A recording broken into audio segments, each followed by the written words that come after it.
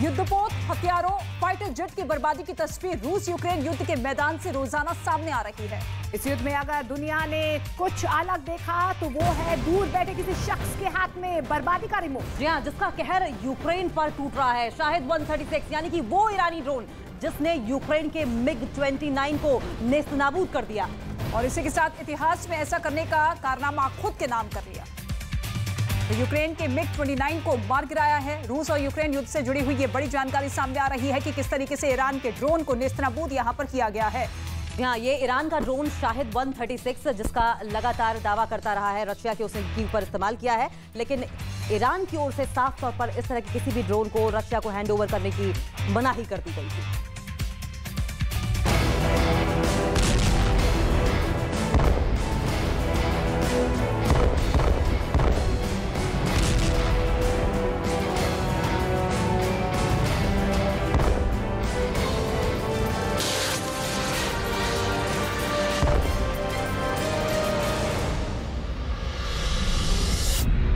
महायुद्ध में game changer drone.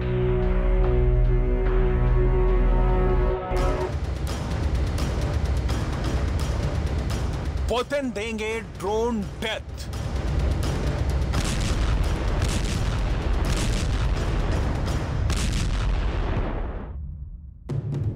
कहर बरसाएंगे डेडली ड्रोन।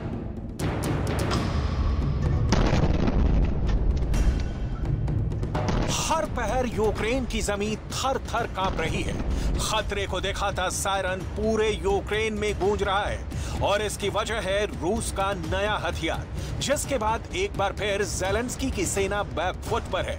आसमान में खतरे को बताता ये महज कुछ मीटर का किलर हथियार है, ईरानी ड्रोन यानी शाहिद 136। ईरानी ड्रोन को पुतिन की सेना ने अब अपना सबसे घातक हथियार मान लिया है। मिसाइल की बजाय इस हथियार से दुश्मन का किला ढहाने की कोशिश है। शाहिद 136 हाथ लगने के बाद कदमों को पीछे धकेलने वाली रूसी आर्मी में नया जोश दिखा रहा है और युद्ध में गुर्राते यूक्रेन को एक बार फिर दहशत में ला दिया है। यूक्रेन के खिलाफ उतरे इन विदेशी हथियारों का खौफ ऐसा है कि यूक्रेन की सेना अब मैदान में अपना एक एक कदम फूंक फूंक कर रख रही है। गजब की बात यह है कि जिस ड्रोन को यूक्रेन ने युद्ध के शुरुआती दिनों में अपने काबिज होने का इक्का समझा था, उसका अब सही और सटीक इस्तेमाल कैसे हो, ये रूस के धुरंधर बता रहे हैं। ये तस्वीर उसी रणनीति और युद्ध नीति का सबूत दे रही है और दो देशों की ड्रोन ताकत का इस्तेमाल बता रही है। एक फ्रेम, दो तस्वीर, दो देश, ड्रोन का दम और यूक्रेन की मात। रूस ने ईरानी ड्रोन खरीदे हैं जो यूक्रेन में कहर बरपा रहे हैं और यूक्रेनी सेना इस नए कातिल से बचने के लिए अपने लिए नई ढाल तैयार कर रही है, लेकिन रूस की शातिराना चाल से नहीं बच पा रही। तस्वीर 12 अक्टूबर की है। यूक्रेन एयरफोर्स ने रूस के पास मौजूद ईरानी ड्रोन यानी शाहिद 136 का मुकाबला करने के लिए एक लड़ाकू विमान को आसमान में उतारा। MiG-29 नाम का यह जेट ड्रोन का नामो निशान मिटाने के लिए उड़ा, लेकिन ड्रोन की तेज निगाहों और अचूक निशाने का खुद शिकार बन गया। इतिहास में शायद ये पहली बार हुआ है कि किसी फाइटर जेट को एक घातक ड्रोन ने अपना शिकार बना लिया हो। इसके बाद एक बार फिर ईरान के लड़ाकू ड्रोन की चर्चाएं जोरों पर हैं। युद्ध के बीच में ईरानी ड्रोन गेम चेंजर साबित हो रहे हैं। इससे पहले भी यूक्रेन की राजधानी कीव के आसपास के इलाकों में रूस ने ईरान के बने कामिकाजे ड्रोन यानी शाहिद 136 ड्रोन से अपनी ताकत की झलक दिखाई थी और मंजर क्या था वो हर किसी ने देखा था। शाहिद 136 वाकई में बेहद खतरनाक ड्रोन है जो अकेले हमला नहीं करता बल्कि एक साथ पूरे हथियारों के साथ दुश्मन पर टूट पड़ता है। ये किलर ड्रोन है जो यूक्रेन की पोजीशन पर अटैक कर रहे हैं। कुछ वक्त पहले की ही बात है जब रूस ने ईरान से ड्रोन लेने शुरू किए थे और ये खबर पश्चिमी मीडिया में छा गई। शाहिद 136 ड्रोन की मदद से करीब 2000 किलोमीटर की दूरी तक दुश्मन के ठिकाने को निशाना बनाया जा सकता है। ये ड्रोन बम बरसाता नहीं है बल्कि खुद एक बम की तरह है जो अपने टारगेट से टकराकर उसे तबाह कर देता है। इसलिए ईरान के शाहिद 136 ड्रोन को उड़ता बम भी कहा जाता है। रिमोट से कंट्रोल होने वाला ये ड्रोन कैमरे और विस्फोटक से लैस होता है। इतना ही नहीं, ये एंटी जैमिंग तकनीक से भी लैस है और एक बार शाहिद 136 ड्रोन अगर अपना टारगेट लॉक कर ले तो इसे रोकना मुश्किल हो जाता है। शाहिद 136 ड्रोन कई घंटे तक उड़ान भर सकता है। यूक्रेन से पहले सऊदी अरब के ज़ेद्दा में यमन के हूथी विद्रोही इस ड्रोन से तबाही मचा चुके हैं।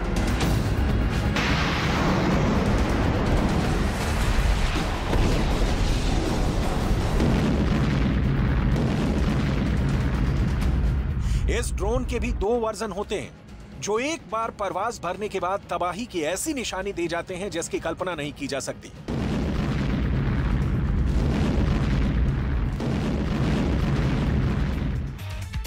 और ड्रोन से युद्ध में अपनी ताकत दिखाने वाले ज़ेलेंस्की के सामने अब बड़ा संकट है। ड्रोन के सहारे वो अब तक अपने कंधों को मजबूती देने की बात कर रहे थे। उस ड्रोन को रूस ने ईरान से खरीदकर ज़ेलेंस्की के माथे की शिकन को और ज्यादा बढ़ा दिया है।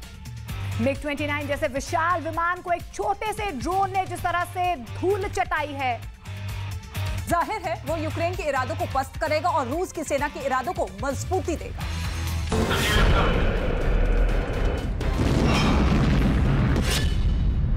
पहले वर्जन का नाम है स्विचब्लेड 300, जिसका वजन 2.26 किलोग्राम होता है, जो महज 15 मिनट आसमान में रह सकता है।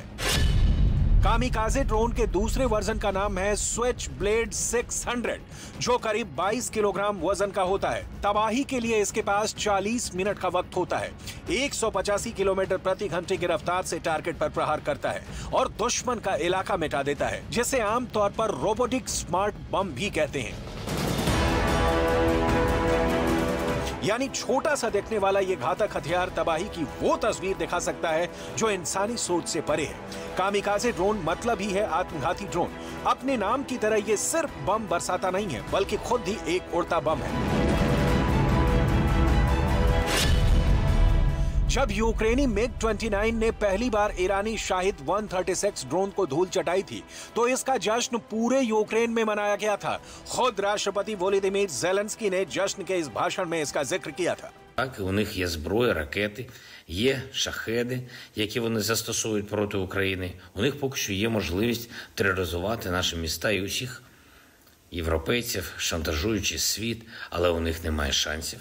І не буде, бо Україна рухається. लेकिन ड्रोन से युद्ध में अपनी ताकत दिखाने वाले ज़ेलेंस्की के सामने अब बड़ा संकट है।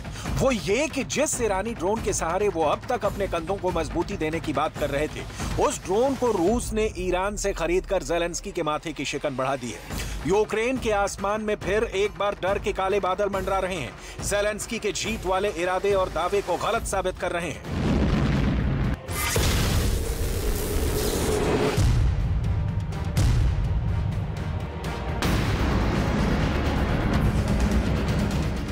यहाँ तक कि पिछले कुछ दिनों में रूस के कमजोर पड़ते कदमों को जो यूक्रेन अपनी जीत समझ रहा था, उस सोच को सिर्फ एक ड्रोन अटैक से पुतिन ने पलट कर रख दिया है। MiG-29 जैसे विशाल विमान को एक छोटे से ड्रोन ने जिस तरह से धूल चटाई है, जाहिर है वो यूक्रेन के इरादों को पस्त करेगा और रूस की सेना के इरादों को मजबूती देगा, क्योंकि MiG-29 को तबाह करना कोई आसान काम नहीं था।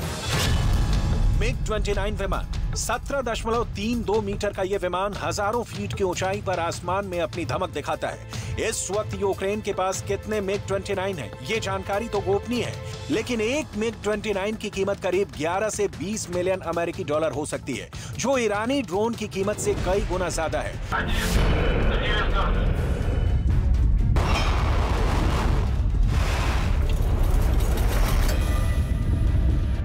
युद्ध के इस दौर में रूस को ड्रोन की अहमियत समझ आ चुकी है।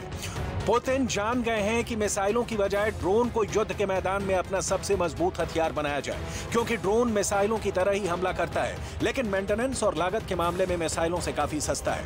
अमेरिका समेत नेटो जहां यूक्रेन को हथियार भेज रहे हैं, वहीं अब रूस की मदद के लिए भी ईरान बिना जिक्र के आगे आया है। यूक्रेन की धरती पर ईरानी ड्रोन की तैनाती के कई सबूत मिले हैं, जिसका दावा यूक्रेन खुद कर रहा है, लेकिन ईरान युद्ध में खुद की भूमिका को निष्पक्ष बता रहा है।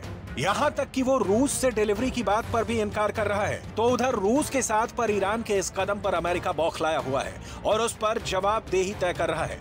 यूक्रेन को घुटने टिकाने पर मजबूर करने के इरादे से पुतिन अपने सारे पैतरे मैदान जंग में इस्तेमाल कर रहे हैं। मिसाइल से ऐसे फायर किए जा रहे हैं कि मानो बरसात हो रही हो।